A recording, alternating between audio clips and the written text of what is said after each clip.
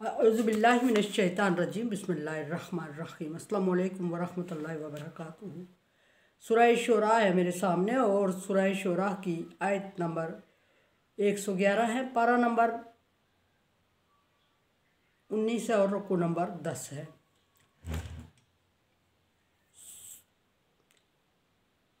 आयत नंबर रुकू नंबर 10 से अल्लाह तबारक व तआला ने नूह अलैहिस्सलाम को ज़िक्र फरमाया।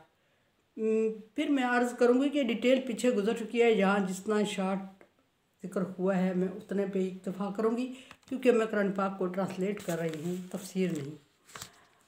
फरमाया कि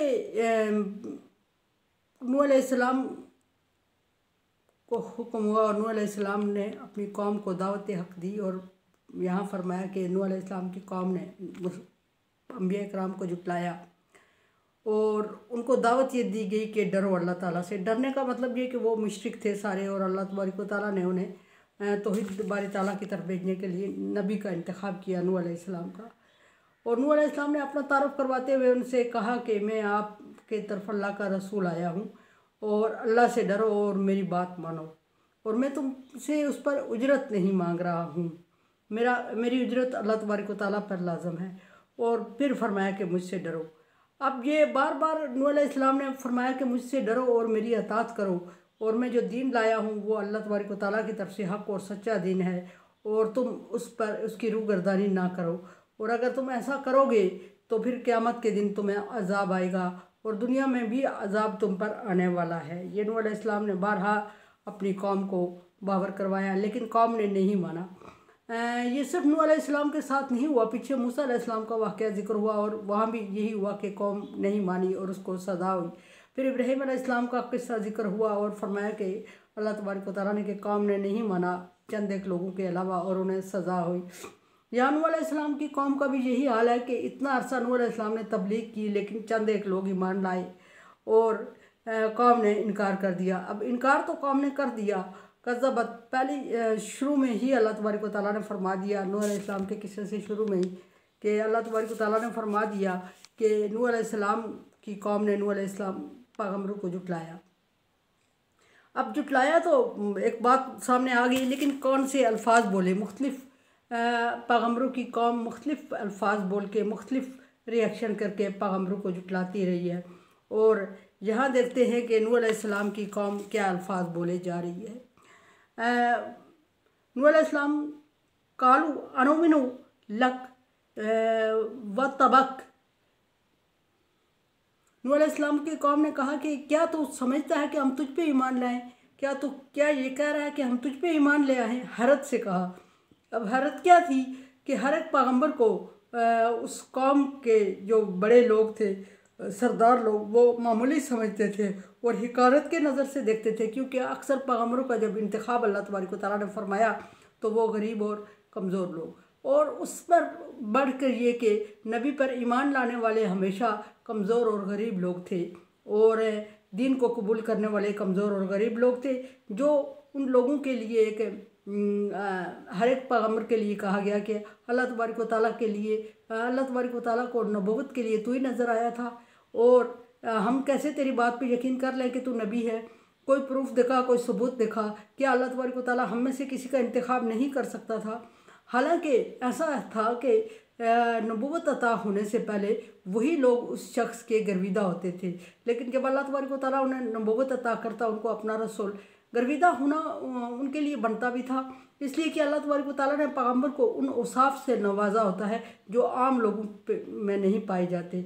जब उन वस्फ से, उन औसाफ से अल्लाह तबारक व तआला ने नवाजा होगा तो डेफिनेटली वो लोग मुतासर होंगे, और वो लोग जो भी पैगम्बर आया उसकी कौम उस पर पहले से फ़रेफ्ता हो रही थी, क्योंकि वो आला अखलाक का मालिक था, अच्छी अखलाकियात रखता था, और उसमें वो क्वालिटीज़ हर पैगम्बर में मौजूद होती थी जो कि उस कौम में किसी और बंदे में मौजूद नहीं होती थी।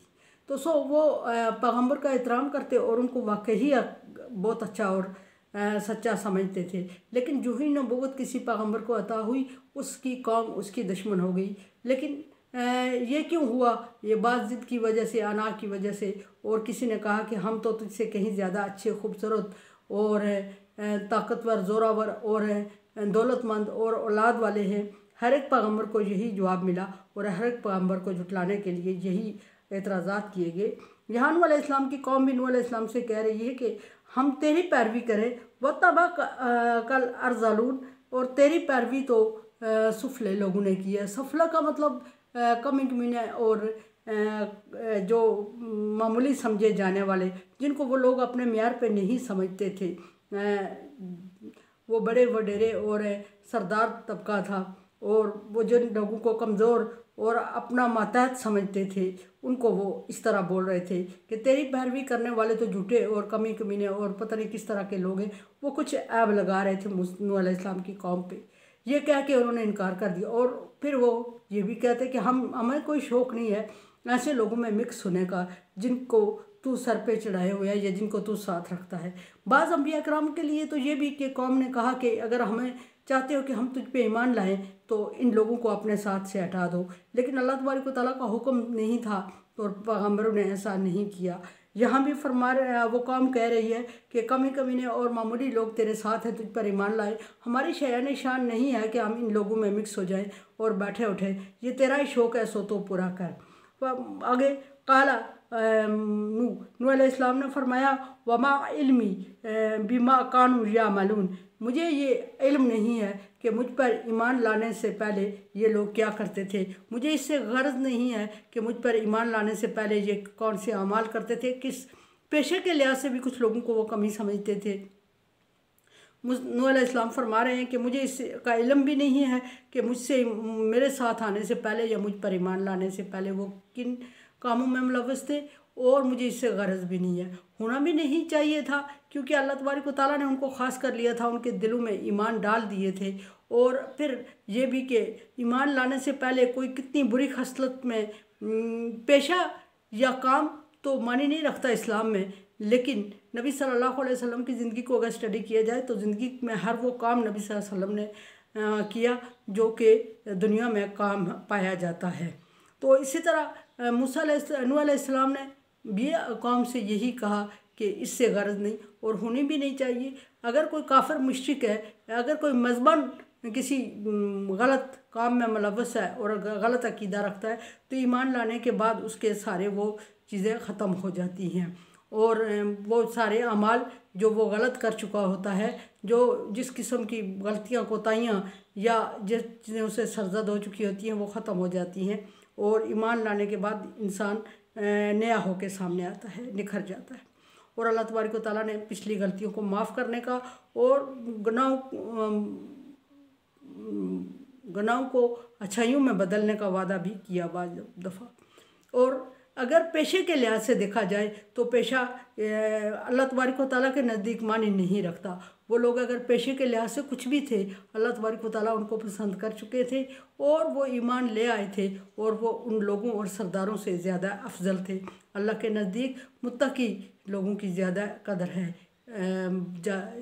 दौलतमंदों की नहीं। कुरान समझे, देखे समझे और सब्सक्राइब करें और सदका जारिया में मेरा साथ दें। अल्लाह तबारक व तआला का हुक्म तावन वाला बिर्र व तक़वा, नेकी और भलाई के कामों में एक दूसरे से तावन करें। सो तावन करें चैनल को सब्सक्राइब और शेयर करके। अल्लाह हाफिज़।